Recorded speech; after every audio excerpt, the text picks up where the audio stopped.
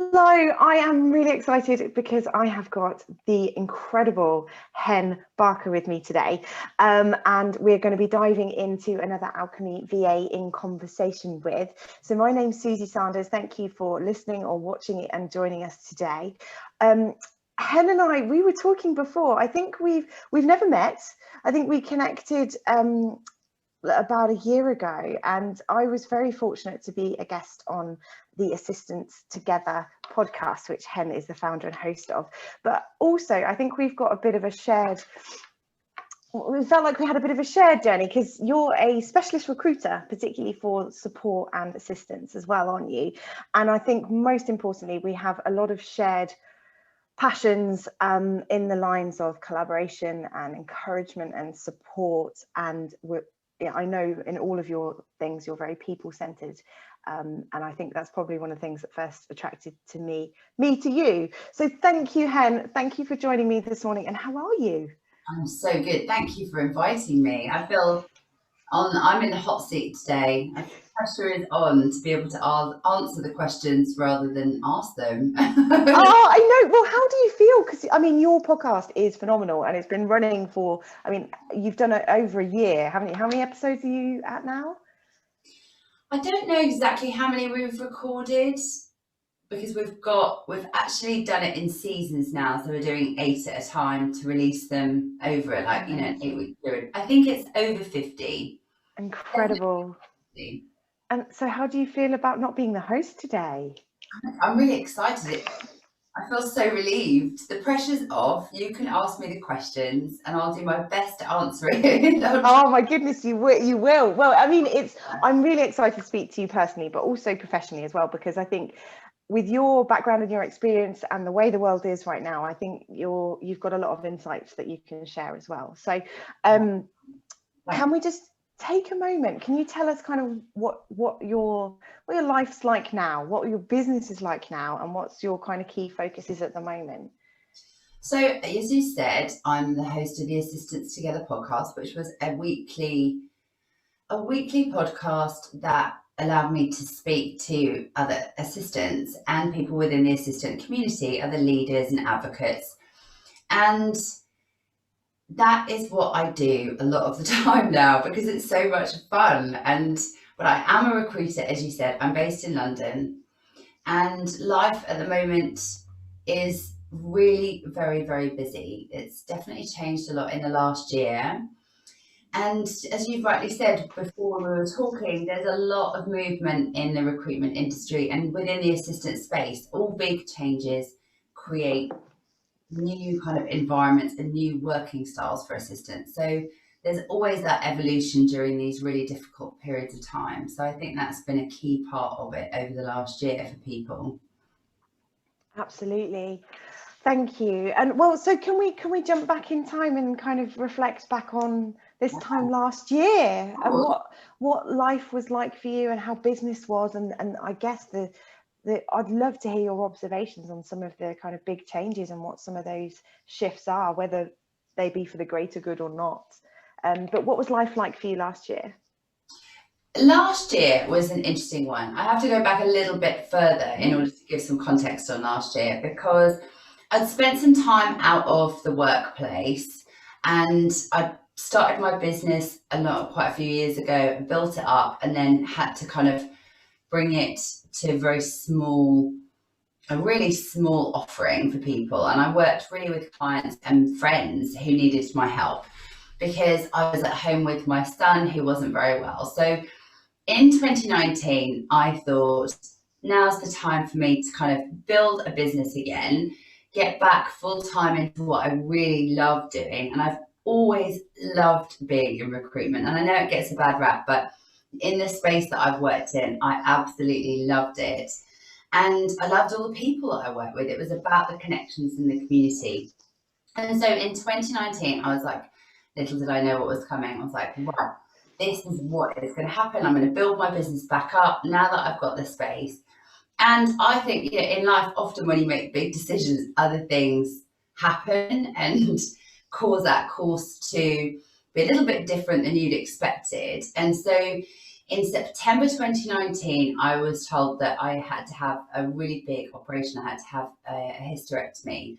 And that happened in January 2020. Am I going to get my dates right? Yeah, that's right. And it took me 3 months to recover from that. And I'm very much, because I'd been unwell for 23 years, I'd had endometriosis and had been unwell. I'm very, very keen on talking about women's health and women's health issues, which are things we don't like to talk about very much. And that's why I'm going to bring it up today. And that's what happened in terms of my own health.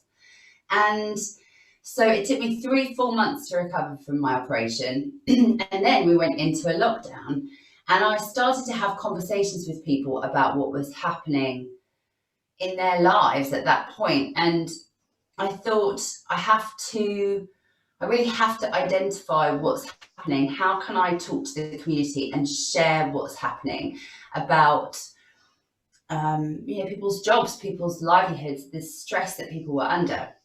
And I think that, I was ready to go back to work, but I knew that the emphasis had to be about other people's experiences, not about building a business. So my focus changed really quickly. And that's when the Assistants Together podcast started, which, as you said, you're a fantastic guest. Everyone's got to go and listen to Susie's episode because her story, nice plug. your story is amazing. And your business journey and your personal experiences around it, you were super candid about what you'd been through, which I really appreciated. And so I think those initial conversations with assistants were so driven by people's emotions. It was, people were scared, people were worried, they'd never had to work at home before, they were juggling all kinds of things. And I think that's what resonated with my listeners, that they were experiencing kind of in real time what other people were experiencing. Yeah.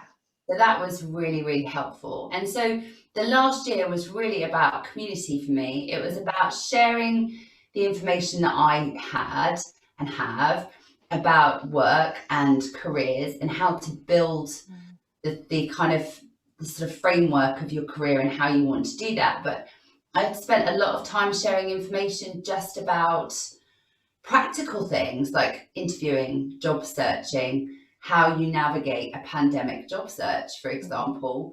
And it was an amazing time to be able to do that. And the connections that I've built and the community from that has been fantastic. I've loved every minute of that.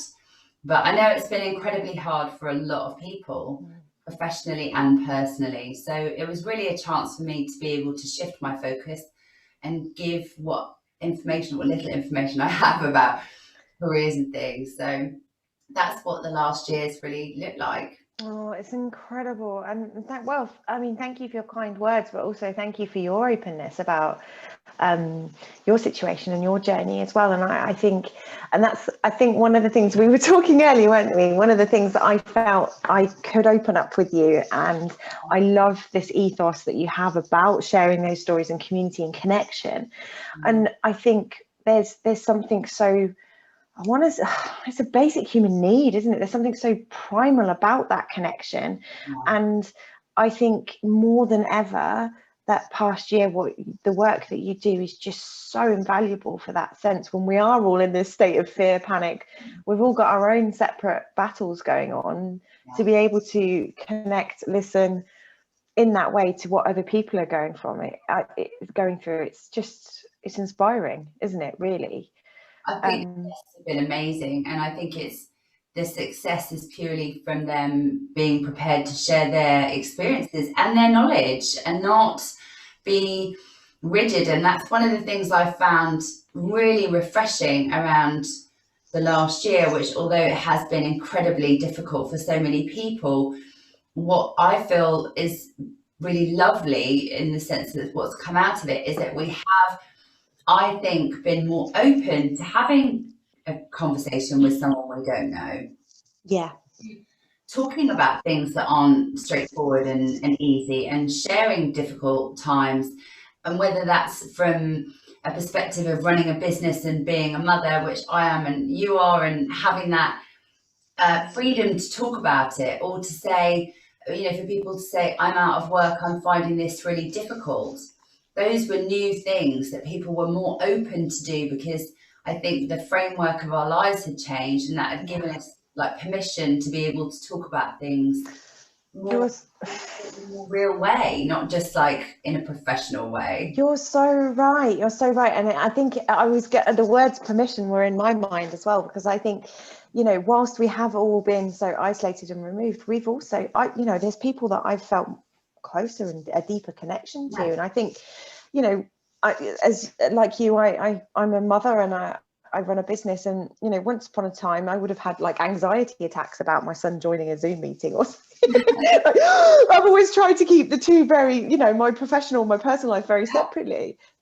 But I think we've all had permission to just shed a little bit of that ego and just go, do you know what, this is life, this is what happens now. And I think there's been, not belittling how challenging it's been, but I think there has been a little bit of, we are all human beings at the end of the day, and we're people too. And I think it was it the I can't remember who it was, but it was on the BBC News when the kid came in and was adjusting things on the shelf. I know, I remember that.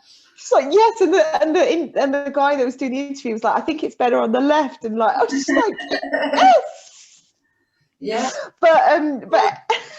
But I suppose, I mean, I know I'm thankfully not in the job market myself, but I know I've heard from others how demanding and turbulent and challenging it's been. So I'd really love to hear your insights and perspective on the changes and what the state of the job market is now, if you like. It's a really difficult one for me to answer, because all markets are about supply and demand, and the job market is no different. We've had a very candidate-centric market for a long time, and now that's shifted into more of a client-centric market, where there's a limited amount of jobs that are available in certain spaces, and that's the difficulty. If you ask any recruiter, they can't really talk to you about the market, because they can only talk about their client, their market. Yeah, as you know, right, from your work and experience. So I think that's a difficult one. Some industries have been thriving, others not so much, right? And it is a supply and demand issue. And I think that we've seen changes over the last year, and we're looking at more hybrid roles. People are looking at more generalist roles in some companies and more wanting specialists in others. So just the parameters change. And the same happened in 2008 when we were in a recession. The same thing happened. It's a period of growth and evolution. And that can be incredibly taxing to navigate, because you're kind of like pioneers in it when you're looking for a job in a market like this, where you're really trying to work out what all the edges are. Jobs look different, their requirements are different, and how does that make you feel? How do you fit into those new kind of boundaries that people have put on the roles? Has it excluded you from those kind of positions? What does that mean? Do you need to retrain in certain areas? It's a very emotive time, and I think that's what has come through more than ever. But there's also been a lot of support for people looking for work, and I'm sure you see it on LinkedIn too. There's people sharing people's profiles, encouraging them, talking about things that they could do, putting them in touch with their contacts. People have tried to rally around individuals who are finding it tricky or difficult. And I think that has been really encouraging, again, because there's always that feeling of slightly being concerned about talking about employment status, I think, and that's a real negative, because it can hold you back from making those connections again. And the community element, people have tried to help as much as possible, which I really like to see. That's a new thing. I think that's new. Yes, absolutely. I've observed that, and it's each time I've seen it's kind of it's really bittersweet, isn't it? Because we are where we are. But I love your use of the word pioneering there, because whilst we've lived through recessions, whilst all these things have happened. We have never lived through a pandemic in this way before in this country. And I mean, I don't know if it probably sounds a bit weird, but it's quite exciting to think that we really are living history. We have been living history, haven't we? And you know, the only constant is change, isn't it? So, and again, it's that support, that community that's really shone through for me. So, so how have you found juggling everything? How are you back in? Are you back in kind of normality now? Is life stable for you now? Because I know you've got a son, homeschooling, and obviously the recovery that you had at the start of the pandemic. And how are things sitting for you now? Really, really good. I think I was so fortunate to have been at home for a bit before we went into lockdown, because I felt like I had a head start on everyone else.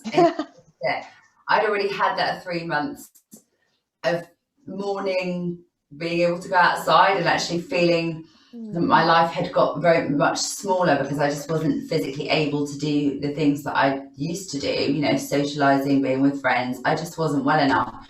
And so I think over the last year, I have really enjoyed being with my husband and son a lot. And as a family, you know, my son's nearly 13. We've never spent that much time together before. My husband works long hours.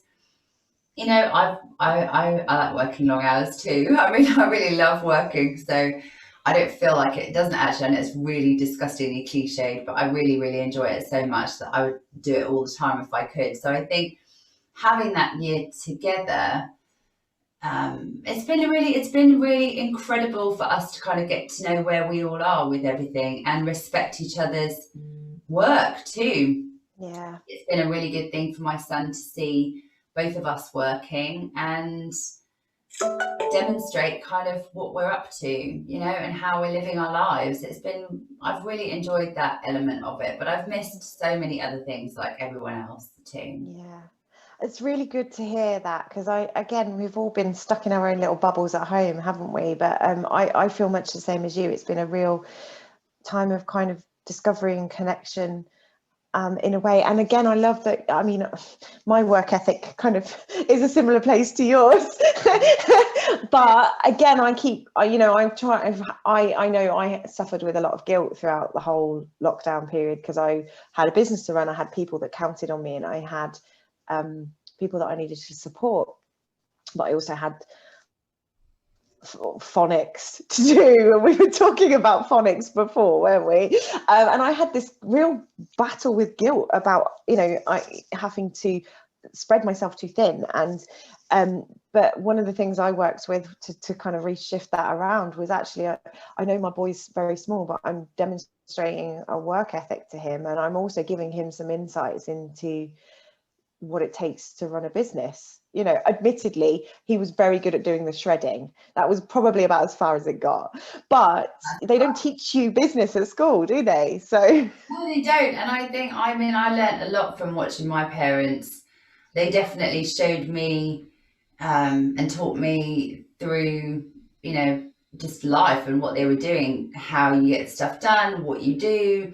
And I've definitely taken that into my life. None of it goes kind of unnoticed, I don't think, by our kids. Even if we don't feel that we're demonstrating things, it's just the day-to-day that they watch and pick up on what you're doing and how you're living. It's quite scary, isn't it? I'm not going to think about that. Yeah, I was just sitting there. I don't know if you saw on my face. I was like, Hen, you are absolutely spot on. And then I was thinking, I've not been a good parent today. But you're right, it all goes in. But then this kind of to me touches on this, what is it, you are a kind of sum of the 5 people that you spend the most, I'm not articulating that properly, but is it the 5 people you spend the most time with, you emulate and you kind of become? And it's like that, isn't it? I guess how we shape and influence our children, which, yes, it's terrifying thinking about it. It is. It can be. Oh, I won't think about it too much, otherwise I'll get too self-conscious and I won't be able to do anything. No, don't do that. Don't do that. Let's move on. So what are your, I mean, what was the first thing you did when you were allowed, when lockdown lifted? Did you have like a somewhere, a special place that you went, or someone special that you saw? If that's not too much of a personal question. No, not at all. I went to see my mum and dad. Yeah, I really wanted to see them in the garden, right? Like we couldn't go any further, but I was still, because they live, you know, about 2.5 hours away. So we haven't been able to have that kind of just time to hang out, and I've loved hanging out with them so much. So we definitely did that. We went to see my husband's parents. Those were the connections again. It was just people. My friends, luckily, a lot of them are local, so we've been able to go for walks, our exercise together. Yeah. Yeah, so we did quite a lot of that. We did quite a lot of that. No gin in a tin was involved in any of those meetings. None at all. No. Of course. And actually, you saying gin, I should probably just specify it. This is a very beautiful Warner Edwards gin glass, but it is water. Yes. I promise. I hadn't thought you were drinking. I promise. You have to get Rex to make a sign that just says H2O on it. Yes. Definitely not gin. But I do like having water from a nice glass. Yeah, no. But, amazing. Yeah, I was laughing with a friend just this week, actually, because I'm the same as you. First thing for me was the family, and I felt like I'm not really a pub kind of girl these days anyway, but I was like, oh, desperate to go out for like a really nice meal. And then the restaurants opened. I was like, I'm all right. Yeah. I'm all right. And I haven't actually been out and eaten in a restaurant yet. Me neither. My husband did last night. He was out for, and it was so weird just even saying, yeah, I'm going out for dinner. What do you mean you're out? Out where? And he's out in the office today as well, which is really strange. So it is quite amazing. There's just me and the cat in the house. Not very often now these days, so I'm taking full advantage of the fact that everyone's gone. I know. I mean, wow. I mean, we won't, I'm not going to keep you too long because you need to go and just enjoy that space. But it's just reminded me of, I think, lockdown. I was like, you're an introvert when I was craving time alone during lockdown. I felt quite cooped up in some respects. Did you feel that? I'd imagine you're more extroverted. I don't know what it's called, but I'm definitely both. I love being with people. And I do get a lot of energy from that, because I think is that the correct definition? I always get it confused, but I think so. It's where you get your energy from. So I do from other people, but I also am the kind of person that has to have a fair amount of time just on my own too, to kind of like recharge. So I think I'm somewhere in the middle. I suppose most people are. There aren't that many full extroverts, are there, or full introverts? But no, and I think again it's just another, I don't like to put people in boxes or use these labels and stuff, but I think it's really interesting way to kind of understand each other a bit deeper, isn't it? And I'm the same as you. I think I'm a deep introvert, but I can flex into my extrovert, but then it takes me a long time to recover. I call them like social hangovers.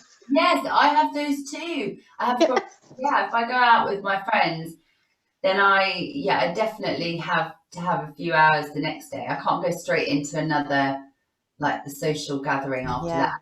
But I can't cope. I won't be able to speak. Oh my goodness, I am the same. I literally have to schedule in my diary sometimes. So I've got like pre-COVID, if I'd got like a big meeting, lots of people, or a presentation or something, it'd be like beforehand, just need a couple of hours to psych myself and ground myself. Yeah, that's right. And then afterwards, it's like, got to keep it clear because I'm going to need a nap.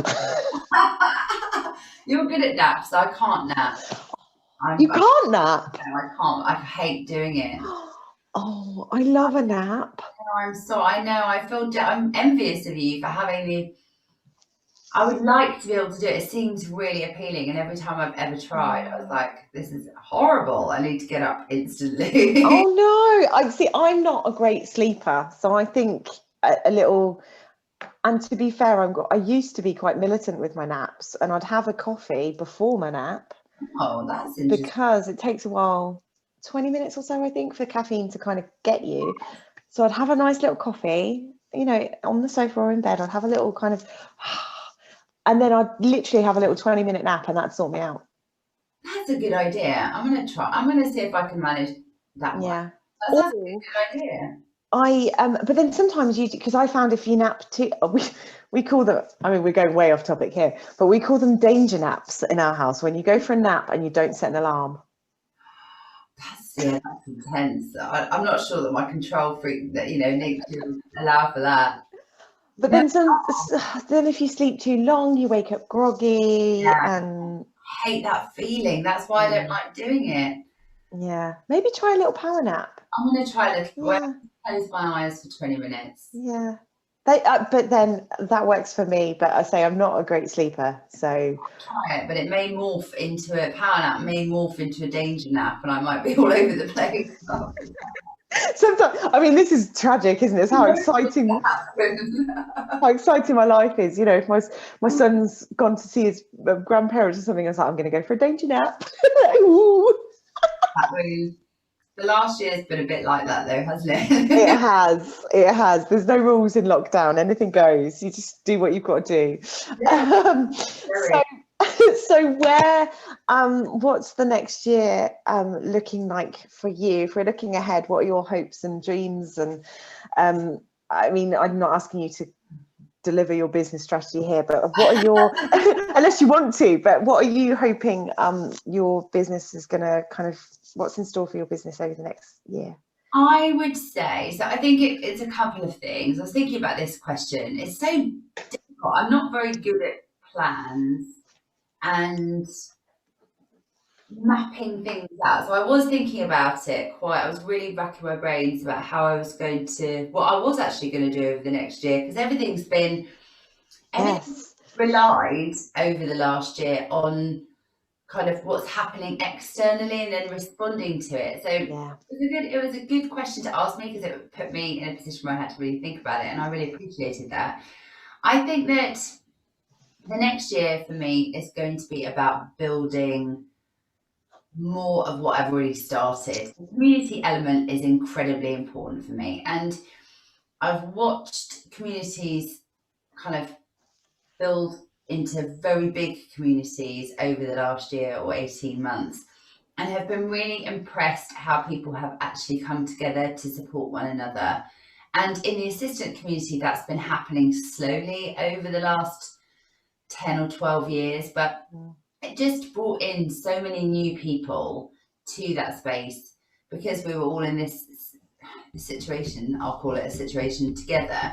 So I think that I really want to build on that. The podcast is going to carry on. We've got plans to do new things with it, and I'm excited about that, and just develop what we've been doing. But I think from a kind of more of my day job perspective, I definitely want to carry on helping people and empowering people to have the knowledge to take forward in their careers. I think there are some educational gaps that I've seen that I really want to kind of help people bridge those gaps and get more confident about how they can move their careers forward and share that information. And I love doing that. But I also am conscious that, I was reading in the paper yesterday, London's still 18 months away from, kind of getting back onto an even keel job wise. And so I feel that that's a really big part of thinking about how I can support and serve the community that I love being part of, and make sure that we just have these difficult conversations too. I think I really want to make sure that I hold clients and companies to account about flexible working and hybrid working. There have been enormous strides in the UK over the last year. Certain people have been really pushing that agenda, and I think that's coming to a new and exciting place for people. I feel that many assistants are women, and they have often been pushed out of the workplace because of choices that they've made throughout their lives and the way that their lives are set up.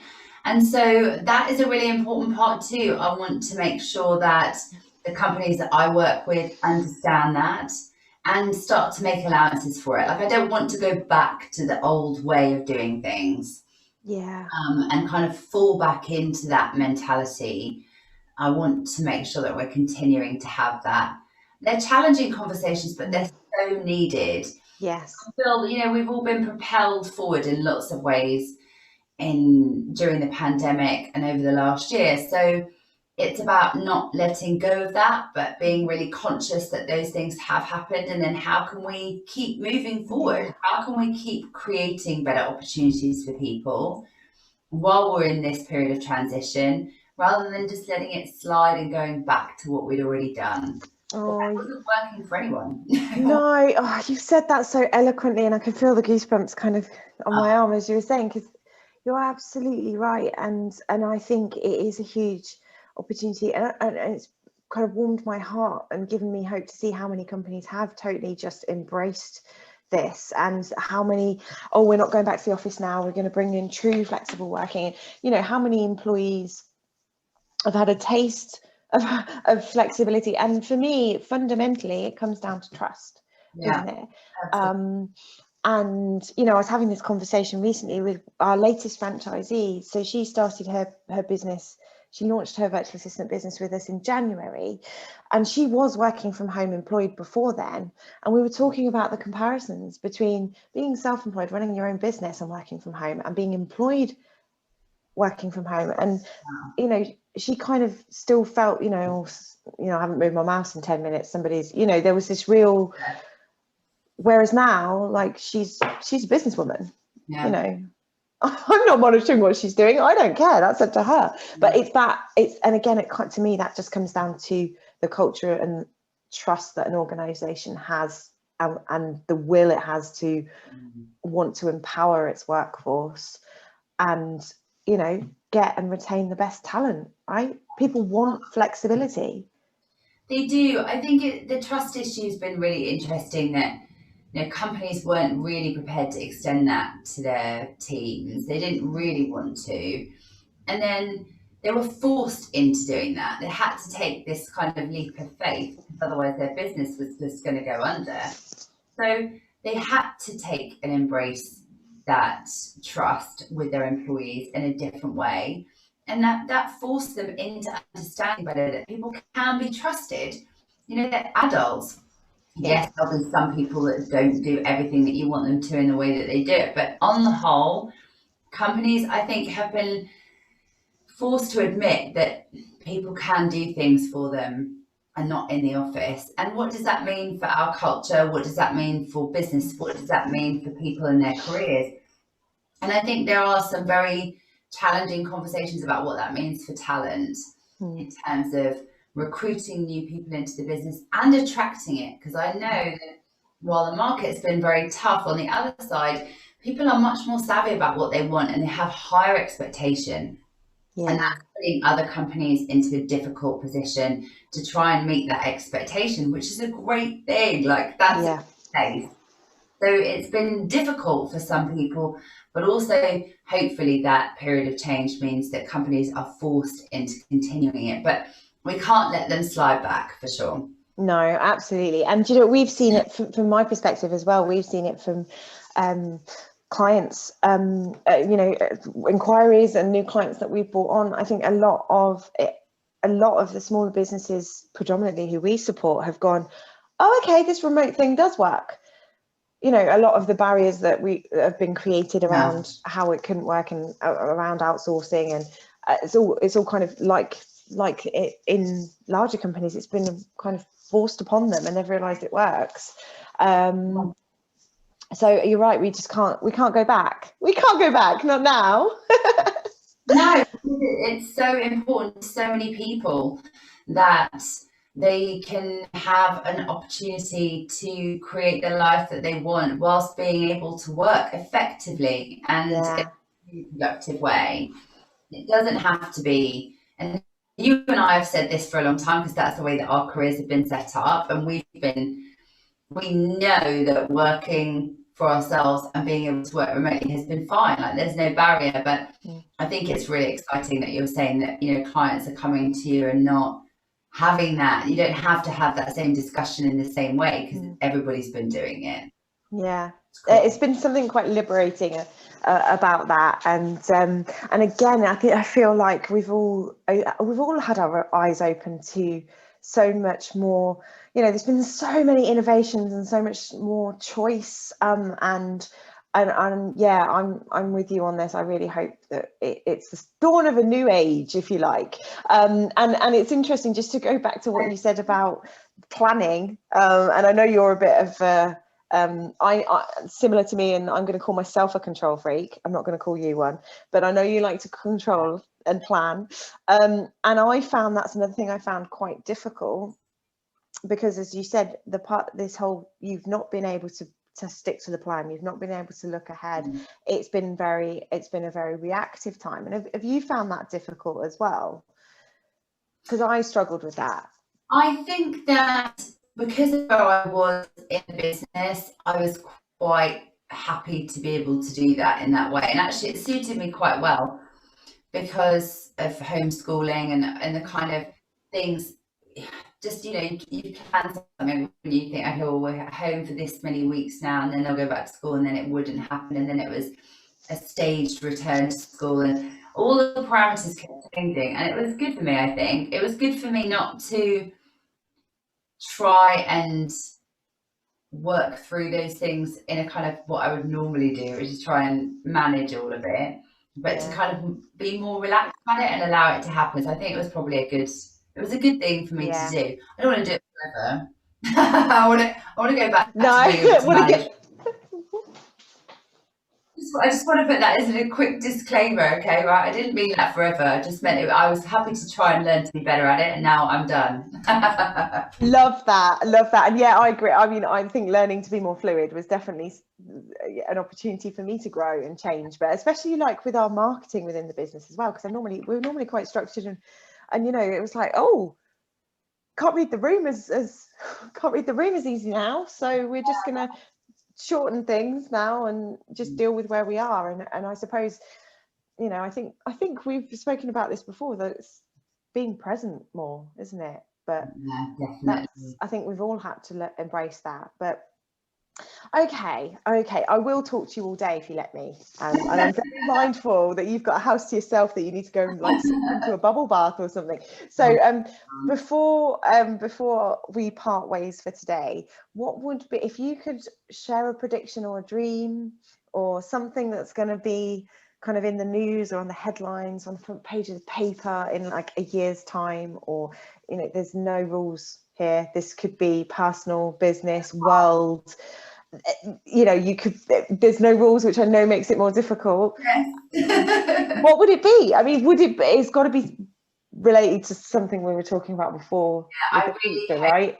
I really, my real personal deep desire is that the headline is going to be about how companies have embraced hybrid working and how well it's working. For me, that would be the best headline, that a year, from now, companies really know that they've tried it, they've tested it, not just in a sort of a time of real challenge and difficulty, but that when everything has started to shift again, and I don't even know how to describe it. We can't say go back to normal, but as things have become, as we kind of expect them to be a bit more, that has been a real success, and that's freed people up to create and carve out careers that they want while being actual people and living and having responsibilities outside of that, and the opportunity to do things they enjoy doing. We're not just talking about mothers and fathers and people, carers, and it's just a lifestyle choice to be able to have a better quality of life rather than this such rigid way that we've been living for such a long time. So that's my hope. Oh yeah, I'm with you on that. I'm absolutely with you on that. Thank you so much for your time and your insights. I'm going to drop some links to the podcast, because if anybody hasn't listened, they are missing out. They should definitely do that. But what's the best way for people to connect with you? I'm all over the place, not in a good way, hopefully, but all over the place. If you go to henriettabarker.com, you've got links to everything there. You can listen to the podcast there. You can listen to it wherever you listen to your podcasts, on Apple, Spotify, and various other ones I don't really understand, but it is there apparently. And You can follow me on Instagram, it's hen.barker, and I'm everywhere, LinkedIn, all the usual places. But if you go to the website, it's probably the easiest way to find wherever else you'd like to go. There's loads of information about careers, the market, as we call it, and more coming. So go and have a look and sign up to the newsletter, because that's where you'll get all of the stuff that I'm talking about in one place that's easy to find. Amazing. And we will definitely stick those links in. Thank you so much for your time today. It's always good to hang out with you, and look after yourself. Thank you for turning the tables on me. It's been so fun. I couldn't have asked for a better person to do it. It was brilliant. Thank you. You are welcome. Now enjoy that quiet house. Yeah, I'm going to. Take care.